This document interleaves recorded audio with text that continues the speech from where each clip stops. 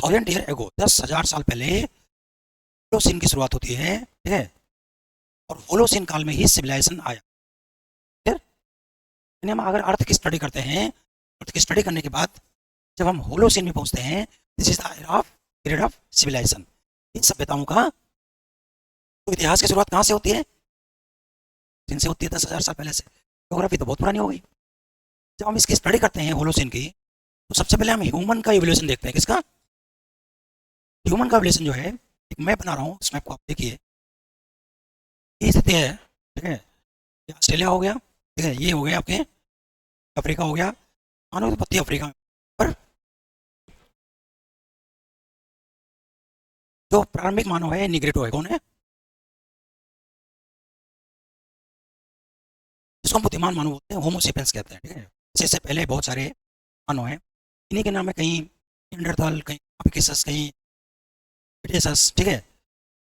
लेकिन इनका जो माइग्रेशन हुआ, इधर हुआ, ये प्रोटोस्लाइड हो गए। कौन हो गए? यहाँ से कुछ माइग्रेशन हुआ चाइना की तरफ, ये हो गए मंगोलाइड, ठीक है। ये कौन है? मेसोपोटामिया है, अल्पस माउंट है, ये काकेसस। जो मानो काकेसस की तरफ गए, वे काकेसाइड हो गए, काकेसाइड। कुछ जो अल्पस की तरफ गए, ये अल्पस माउंटेन है, ये हो गए अल्पाइन, इनको क्या बोलते हैं? पाइन। कुछ इससे भी आगे चले गए, नार्डिक वगैरह की तरफ, इसको नार्डिक देश बोलते हैं, नॉर्वे वगैरह तो बोलते हैं नार्डिक। और कुछ पश्चिम की तरफ आ गए, इंग्लैंड और फ्रांस इधर आ गए, तो बोलते हैं ओरिएंटल, क्या बोलते हैं? और कुछ मानो इधर आए, तो बोलते हैं रेड इंडियन, क्या बोलते हैं? तो मानो का जो प्रवास हुआ, और प्रवास के साथ ही सिविलाइजेशन की शुरुआत हो गई। और यहाँ से लिथिक सिविलाइजेशन आई। क्या आई? पत्थरकालीन सभ्यता। मैंने आपको बताया था कि किसी भी सिविलाइजेशन का नाम उससे पड़ता है जो उसको ग्रेटली इफेक्ट करता है।